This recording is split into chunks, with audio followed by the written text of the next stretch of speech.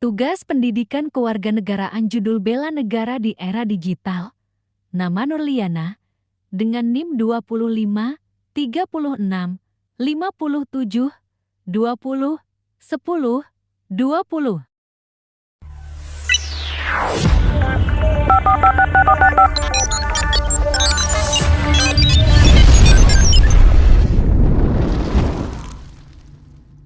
Bela negara di era digital.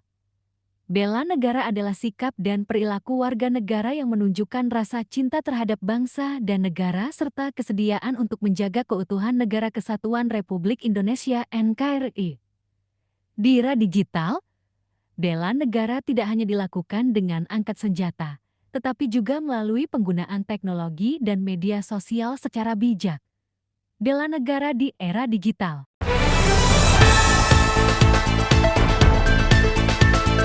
Perkembangan teknologi di era digital. Perkembangan teknologi membuat masyarakat mudah memperoleh dan menyebarkan informasi. Karena itu, ancaman terhadap negara juga berubah, seperti hoaks, ujaran kebencian, cyberbullying, hingga kejahatan siber. Bela negara di era digital berarti menjaga persatuan dan keamanan bangsa melalui dunia digital. Di era digital ini, kepercayaan dan keamanan menjadi hal yang paling mendasar. Ketika data menjadi landasan berbagai keputusan dalam kehidupan sehari-hari, mulai dari layanan publik hingga aktivitas ekonomi, maka kita memerlukan sistem yang mampu menjamin keamanan dan keaslian informasi. Inilah yang mendorong dunia mulai beralih pada satu bentuk teknologi pencatatan baru yang lebih transparan, lebih efisien, dan lebih tahan terhadap manipulasi.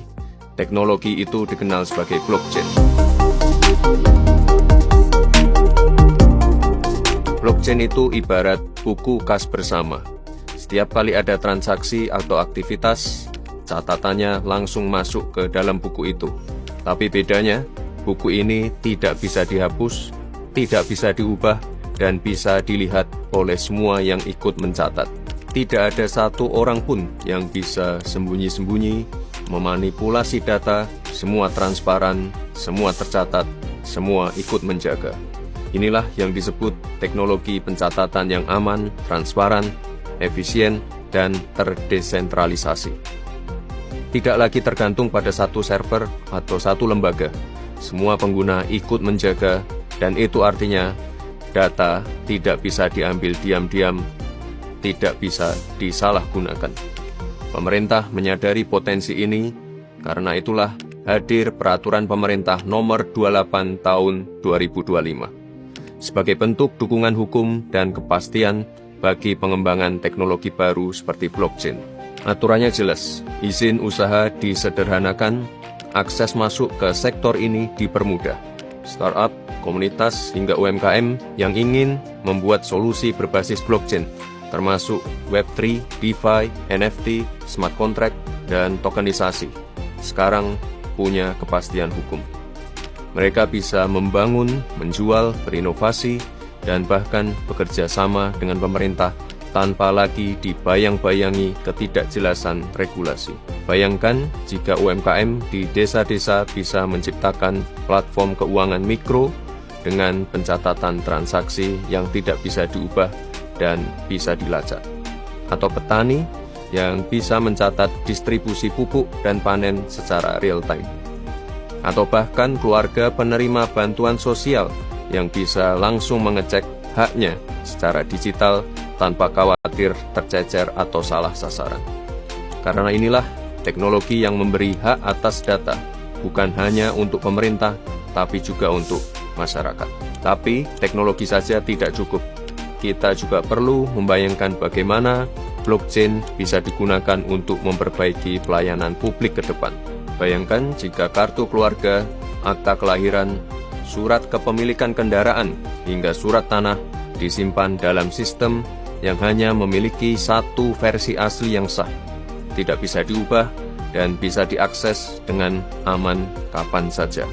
Inilah potensi blockchain menciptakan sistem pencatatan yang terjamin keasliannya, efisien secara biaya, dan jauh lebih transparan dibandingkan sistem konvensional. Blockchain bukan sekedar teknologi, ia adalah ekosistem yang hidup dengan aturan, nilai, dan sistem tersendiri.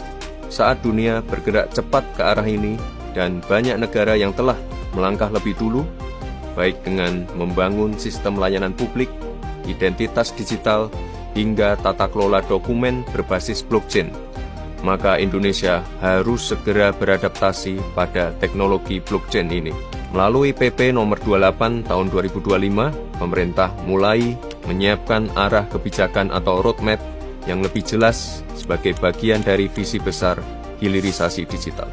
Kalau dulu kita bicara soal kedaulatan data, sekarang kita bicara sistem yang menjaga data itu agar aman, adil, dan memberi manfaat sebesar-besarnya bagi masyarakat.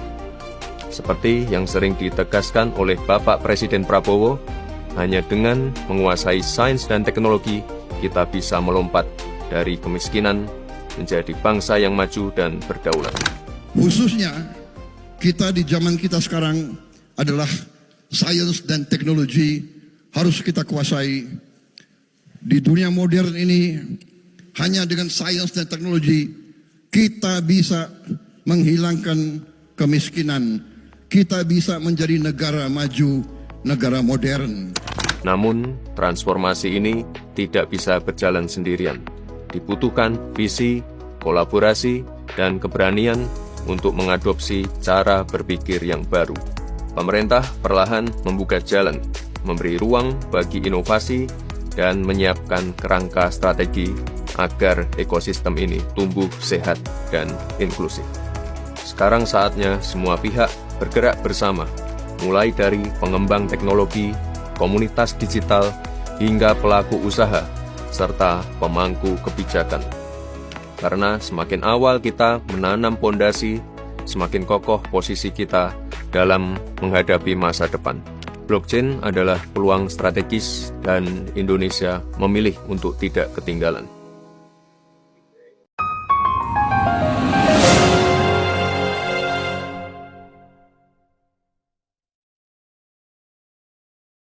Bentuk-bentuk bela negara di era digital.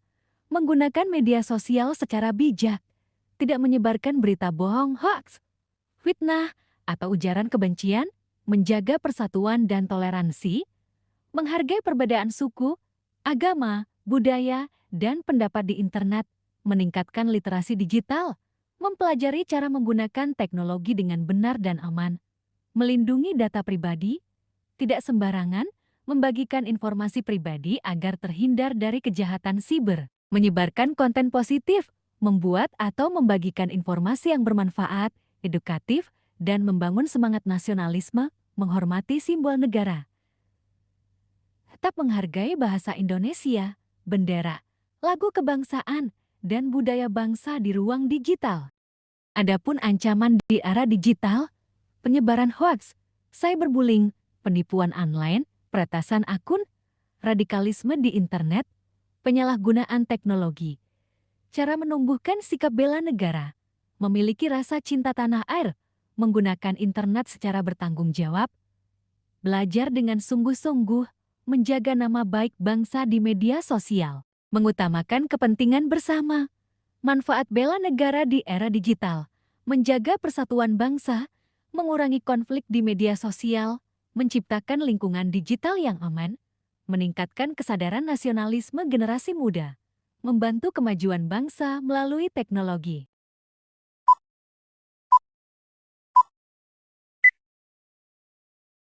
Yang sekarang jadi masalah sedikit adalah teknologi. Bahwa dengan sekarang teknologi, ya, dengan teknologi AI, kecerdasan buatan, dengan teknologi informatika digital, satu orang dia bisa punya 1000 account. Dia bisa beli alat-alat tidak terlalu mahal, yang dari 1000 ini bisa diperbanyak lagi seolah-olah. Jadi saudara-saudara yang agak repot, mungkin 100 orang, 200 orang, mungkin 1000 orang, mungkin 5000 orang bisa bikin heboh. Ini namanya the echo chamber. Ada dalam pelajaran-pelajaran intelligence itu ada, ya kan? Bagaimana mau merusak sebuah negara lain. Dulu kirim pasukan, kirim bom, sekarang tidak perlu. Mungkin dengan permainan sosmed, dengan fitnah, hoax, ya kan? AI bisa membuat seseorang bicara yang dia nggak bicara gitu loh. Saya sering tuh, saya ini suara saya jelek, saya nggak bisa nyanyi. Ada di YouTube, Prabowo nyanyi, suaranya bagus banget. Saya ada kaget, saya bilang, oh, boleh juga nih. Kalau menguntungkan boleh, tapi kalau nggak menguntungkan bagaimana? Ada lagi, saya pidato dalam bahasa Mandarin. Iya kan? Ada lagi, saya pidato dalam bahasa Arab. Luar biasa. Karena waktu itu kampanye, saya kira kalau di daerah-daerah tapal kuda, ini mungkin menguntungkan. Jadi saya diam juga. Ini. Kalau menguntungkan kita diam, ya kan? Enggak, ini saya mau sampaikan. Ini masalah bagi kita, ya. Kita waspada, ya, nanti kita terima koreksi-koreksi itu. Kalau kita difitnah, kalau kita dihujat, anggaplah itu sebagai apa? Sebagai peringatan supaya kita waspada. Jelajahi cara baru mendapatkan informasi.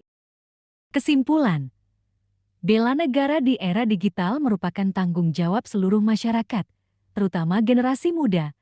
Dengan menggunakan teknologi secara bijak, menjaga persatuan, dan menyebarkan hal positif, kita sudah ikut membela negara dan menjaga keutuhan bangsa Indonesia.